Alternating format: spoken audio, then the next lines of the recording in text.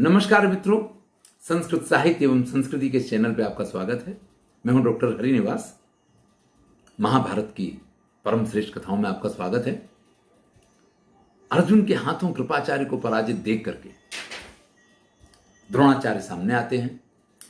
कृपे अपनीते द्रोणस्तु प्रगृह्य ससरम धनु अभ्यद्रवन आदृश्य शोणास्वाह श्वेत वाहन। लाल लाल घोड़े उनके रथ में जुते हुए हैं। ऐसे द्रोणाचार्य का रथ एकदम आगे आता है। श्वेत वाहन अर्जुन उनके सामने हैं। दोनों घोड़े सामने सामने उपस्थित हैं। बड़ा सुंदर दृश्य कवि ने यहां वर्णन किया है। अर्जुन अपने गुरु द्रोणाचार्य की शोभा का वर्णन करते हैं और कहते हैं, दीर्घ बाहु महातेजा बल रूप समन्विता। जिनकी लंबी लंबी भुजाएं हैं, महान तेजस्वी हैं, बल और रूप दोनों से जो युक्त हैं। सर्वलोकेषु विक्रांतो भरद्वाजा प्रतापवान। सब लोक में इनके जैसा पराक्रमी कोई नहीं है। ये भरद्वाज नंदन अत्यंत प्रतापी गुरु द्रोणाचार्य हैं। विस्तार से इसका वर्णन किया है अर्जुन ने। देखिए, जब आपके सामने आपके गुरु उपस्थित हों और आपके साथ कोई आपकी बात को सुनने के लिए तैयार हो, तो गुरु का वर्णन करना बनता है। और अर्जुन भी इस चीज को करते हैं। मैं भी यहां अर्जुन के साथ किसी भी प्रकार का वो नहीं करना चाहता हूं, क्योंकि गुरुओं का वर्णन इस प्रकार से होना चाहिए।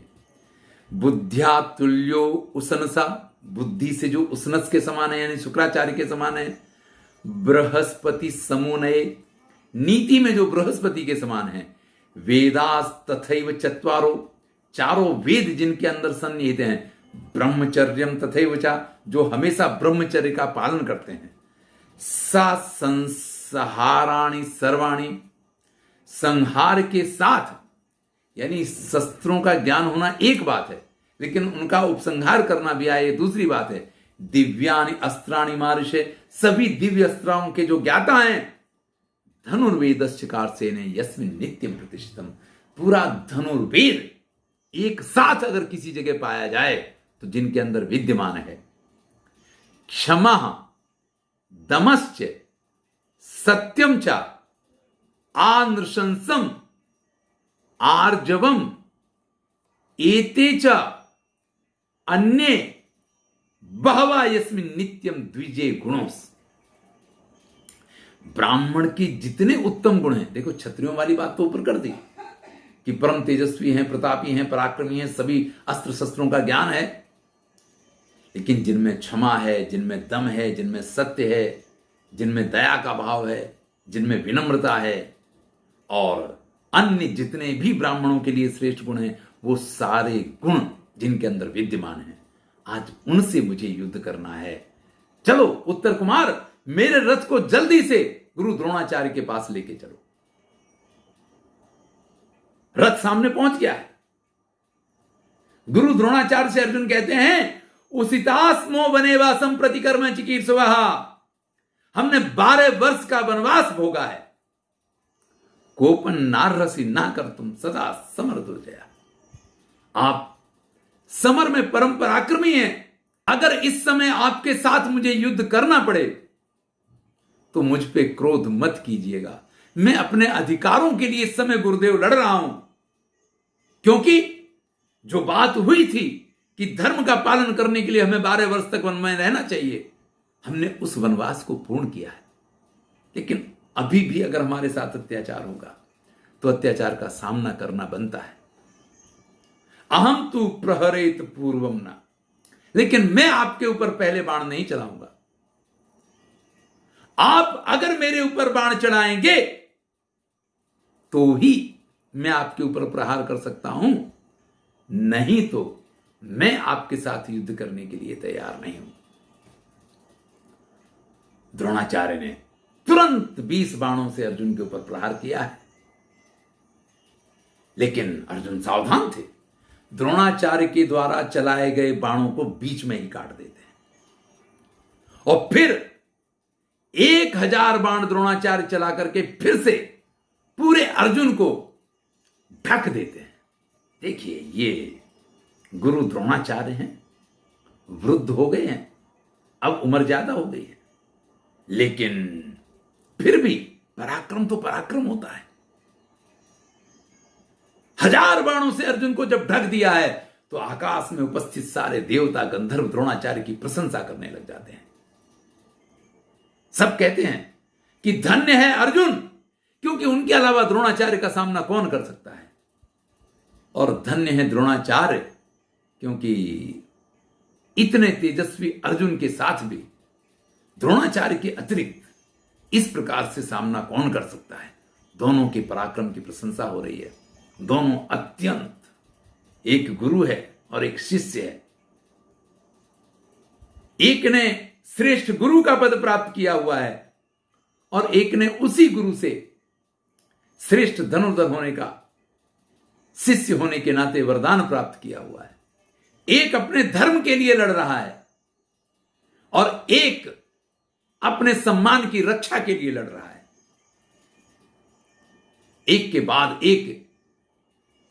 जब सामान्य अस्त्रों के प्रयोग से काम नहीं चलता है तो दिव्यास्त्रों का प्रयोग शुरू हो जाता है। जो जो दिव्यास्त्र द्रोणाचार्य प्रयोग करते हैं, अर्जुन एक एक दिव्यास्त्र का जवाब उसके विरोधी दिव्यास्त्र से देते हैं। सभी दिव्यास्त्रों का समन करते जा रहे हैं।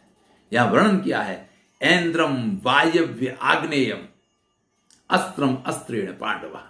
जिन जिन शस्त्रों का द्रोणाचार्य ने उपयोग किया है, द्रोणेन मुक्त मात्रम तु ग्रसति स्म पुनः पुनः। जैसे ही द्रोणाचार्य किसी दिव्यास्त्र का प्रयोग करते हैं, अर्जुन सामने दिव्यास्त्र छोड़ करके और उसका समन कर देते हैं। अर्जुन ने दिव्यास्त्र नहीं छोड़े हैं। दिव्यास्त्र छोड़ने का नंबर द्रोणाचार्य को ही आया। गुरु द्रोणाचार्य के मुख से अर्जुन की प्रशंसा निकलती है। अविभ्रमं च शिक्षां च लाघवं दूरपातिदाम पार्थस्य समरे दृष्ट्वा द्रोणस्याभूच्य विस्मयः। अरे भैया, इतनी सुंदर शिक्षा तो मैंने भी नहीं दी थी। क्योंकि अविभ्रम का अर्थ ये होता है कंफ्यूजन नहीं चाहिए। सामने वाले ने किस दिव्यास्त्र का प्रयोग किया है, अगर उसके अनुकूल आप दिव्यास्त्र का प्रयोग करेंगे ना, तब तो उसका समन होगा। तो एक बार भी गलती नहीं होती है। द्रोणाचार्य जिस दिव्यास्त्र का प्रयोग करते हैं, अर्जुन उसी का जवाब देते हैं। तो अविभ्रमम शिक्षाम, सामने से आक्रमण नहीं कर रहे हैं। जितना द्रोणाचार्य आक्रमण कर रहे हैं, सिर्फ अभी उसका जवाब ही दिया जा रहा है। शीघ्रता तो ऐसी है कि गुरु द्रोणाचार्य भी उनकी शीघ्रता के कायल हो गए हैं। अत्यंत आश्चर्य में पड़ते हैं गुरु द्रोणाचार्य अर्जुन के इस लाघव को और इस पराक्रम को देख करके। अब नंबर अर्जुन का था। तथा शत सहस्राणी सराणाम नत पर्वणाम। इसके बाद अर्जुन ने 100,000 बाण छोड़े और पूरे द्रोणाचार्य को ढक दिया है। कीर्यमाणे तथा द्रोणे हाहाकारो महान आसी। चारों तरफ हाहाकार मच गया कि गुरु द्रोणाचार्य के रथ को इस प्रकार से ढक दिया गया है। गुरु द्रोणाचार्य की इस प्रकार की स्थिति देख करके सामने से आचार्य पुत्र वहां पे आकर के उपस्थित हो जाते हैं। अश्वत्थामा तु तत्कर्म हृदयेन महात्मना। और अर्जुन की इस पराक्रम की हृदय से अश्वत्थामा प्रशंसा करते हैं। लेकिन उनके पिता के साथ जो ये व्यवहार हुआ है, इसको सहन ना करते हुए एकदम बाणों की वर्षा करते हुए अश्वत्थामा अर्जुन के ऊपर आक्रमण कर देते हैं। महर्षि वेदव्यास बड़े अच्छे ढंग से इस प्रसंग का वर्णन करते हुए कहते हैं, अंतरौ प्रददौ पार्थो द्रोणस्य व्यपसर्पितुम। ऐसे में अर्जुन भी अश्वत्थामा की तरफ अपनी नजर कर लेते हैं और द्रोणाचार्य वहां से चले जाएं, इस चीज के लिए द्रोणाचार्य को मार्ग दे देते हैं। देखिए, गुरु के साथ अर्जुन ऐसा तो नहीं कर सकते हैं कि प्राणघाती प्रहार कर दें, और इससे ज्यादा उनकी अवमानना करना भी ठीक नहीं है। इसलिए जैसे अश्वत्थामा वहां आए हैं, अर्जुन अश्वत्थामा के साथ युद्ध करने लग जाते हैं और गुरु द्रोणाचार्य को एक अवसर प्रदान कर देते हैं कि आप यहां से जा सकते हैं। दोनों के बीच बाणों की ऐसी वर्षा हुई है, नस्म सूर्यस्तदा भाति न च भाति समीरणा। आकाश में सूर्य नहीं दिखाई दे रहा है, पवन की गति भी नहीं दिखाई दे रही है।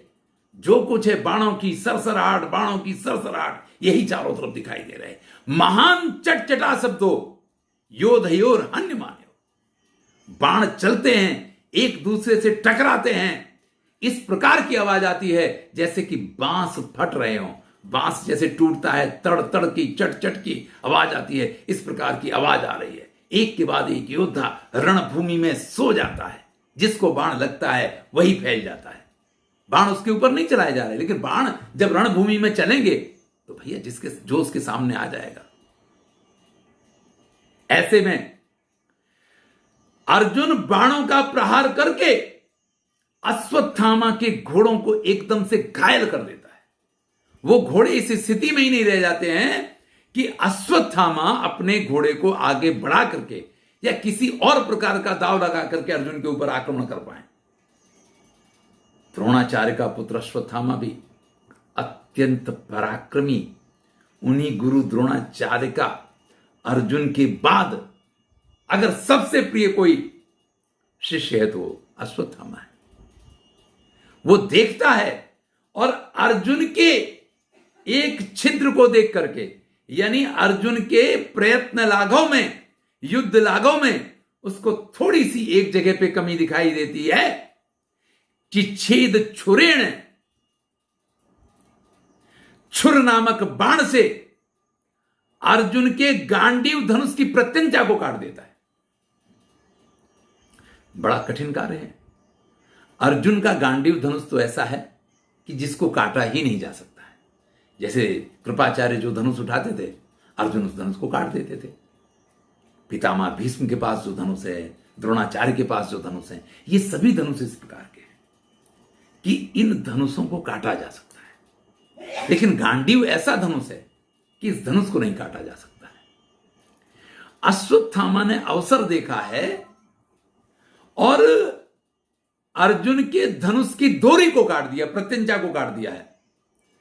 द्रोणो भीष्मस्य कर्णस्य कृपस्यैव महारथा साधु साध्वित भाषंतो अपूज्यन कर्म तस्य। द्रोणाचार्य, कृपाचार्य, कर्ण, भीष्म, सभी जितने योद्धा वहां थे, सभी अश्वत्थामा की इस चीज के लिए प्रशंसा करते हैं। दोनों के बीच में भयंकर युद्ध चल रहा है। जितने बाणों की वर्षा द्रोणी यानी कि अश्वत्थामा करता है, अर्जुन भी उसी प्रकार से बाणों का प्रहार करते हैं। एक दूसरे के द्वारा प्रहार किए गए बाणों को दोनों योद्धा काटते चले जाते हैं। कोई किसी का सामना करने में कमजोर नहीं पड़ रहा है। यहां दोनों योद्धा समकक्ष युद्ध कर रहे हैं। दिव्यास्त्रों का प्रयोग नहीं हुआ है, सिर्फ शक्ति का प्रदर्शन हो रहा है। जो युद्ध का लाघव है, जो युद्ध का पराक्रम है, उसका प्रदर्शन हो रहा है। लेकिन एक स्थिति ऐसी आ जाती है जब अश्वत्थामा के रथ में विद्यमान बाण जो है वो समाप्त हो जाते हैं।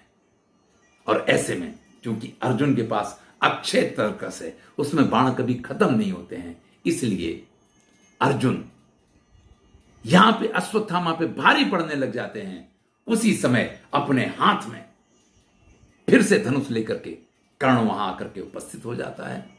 कर्ण को जैसे ही अर्जुन देखते हैं, अभिदुद्रावस ऐसा कर्ण में वह शपथ निजित, अभी युद्ध से भाग गया था, दोबारा से इस प्रकार से कर्ण को सामने आया देख के अर्जुन के मन का जो क्रोध है वो एकदम से जागृत हो जाता है। और वो कर्ण को ललकारते हुए अर्जुन कहता है, कर्ण यस्ते सभा मध्य बहुवाचा विकथितम। कर्ण याद है ना, सभा के बीच में जो तुमने बहुत सारी अनर्गल प्रलाप भरी बातें की थी, आज युद्ध में मेरा सामना करो, आज पता चल जाएगा। तुम खुद को बहुत बड़ा पराक्रमी योद्धा समझते हो ना, आज तुम्हारा सारा का सारा मान मैं निकाल के रख देता हूं। है ताकत तो आओ, यही कर्णमया सार्धम प्रतियुद्धस्व संगरे, और रणभूमि में मेरा सामना करो। ये प्रेक्षकों कुर्वा सर्वे भवंतु तव सैनिका, और तुम्हारे जितने सैनिक और ये जितनी कौरव सेना है तुम्हारे पराक्रम की साक्षी बने कि तुम कितने पराक्रमी हो। देखिए, बड़ी होशियारी वाली बात होती है और योद्धाओं में ये होशियारी होनी चाहिए। इस प्रकार से अर्जुन ने कर्ण को द्वंद्व युद्ध के लिए ललकार दिया है। इसका अर्थ यह होता है कि और जितने योद्धा हैं कोई कर्ण का साथ देने के लिए नहीं आएगा ऐसी स्थिति में। अब ये कर्ण और अर्जुन के बीच का युद्ध बन गया है, बाकी सब लोग खड़े खड़े देखें, इसका आनंद लें, ये अर्जुन ने कह दिया है। अब अगर इस चीज का कर्ण स्वीकार नहीं करते तो कर्ण वैसे ही पराजित हो जाते हैं, और कर्ण इस चीज का स्वीकार कर लेते हैं तो कर्ण और अर्जुन के बीच में ही युद्ध होगा। कर्ण जो है अर्जुन की बात सुन करके अर्जुन से कहता है, ब्रवीसि वाचा यत् पार्थे कर्मणा तत्समाचर। जो वाणी से प्रदर्शन कर रहे हो ना, वो कर्म से प्रदर्शन करो। तब अर्जुन कर्ण से कहता है कि अभी अभी की बात है, इदानीमेव तावत् त्वम अपायातो रणान्मम। रणभूमि में मेरे सामने से तुम अभी अभी भाग गए थे। तेन जीवसि राधे निहंतस्त्वनुजस्तव। अरे तुम्हारे भाई उसी समय मार दिए गए और तुम अपने प्राण बचा करके भाग गए, इसलिए अभी तक जिंदा हो। नहीं तो कब के तुम भी खत्म हो गए होते। ये जो दुर्योधन की रोटी खा करके, मैं थोड़ी कड़क भाषा बोल रहा हूं, दुर्योधन के पास से मान सम्मान प्राप्त करके जो तुम्हारी एक तरीके से चर्बी बढ़ गई है ना, अरे कौन ऐसा भाई होगा, भ्रातरम घातयित्वा कह त्यक्त्वा रण चिरस्य कह। अरे भैया तुम ही ऐसे महान योद्धा हो सकते हो कि जिसके भाई को किसी ने मार दिया हो और रणभूमि में उसको छोड़ करके और तुम वहां से अपने प्राण बचा करके भाग जाओ। तुम्हारे अलावा और कोई महान व्यक्ति इस प्रकार का कर्म नहीं कर सकता है। इसके बाद तो बोलना बंद हो गया है, दोनों के बीच में युद्ध चालू हो गया है। उपेत्यु सरजालानी घोर रूपाणी सर्वसा। चारों तरफ शायद पहली बार कर्ण सावधान नहीं था या जो भी हो, इस बार भयंकर युद्ध हुआ है। लेकिन यहां पे एक अपने अभिमान के प्रदर्शन के लिए लड़ रहा है और एक अपने अस्तित्व की लड़ाई लड़ रहा है। दोनों में बहुत बड़ा अंतर है। कर्ण के लिए अस्तित्व की लड़ाई नहीं है, कर्ण के लिए उसके अभिमान की लड़ाई है। उसको एक अभिमान है कि मैं महान योद्धा हूं। लेकिन अर्जुन के लिए अस्तित्व की लड़ाई है। बहुत बड़ा फर्क पड़ता है। कर्ण ने बाणों का प्रयोग करके उत्तर कुमार को घायल किया है और अर्जुन के हाथ में ऐसी जगह पे बाण मारा है जिससे धनुष पकड़ने में अर्जुन को परेशानी होने लग गई है। लेकिन योद्धा तो वही होता है जो परेशानी पड़ने पे और अधिक खिले। तथा पार्थो महाबाहु कर्ण से धनुरच्छिर। कर्ण ने शक्ति का प्रयोग किया है, उस शक्ति को नष्ट कर दिया है, उसके घोड़ों को मार दिया है, उसके रथ को छिन्न भिन्न कर दिया है।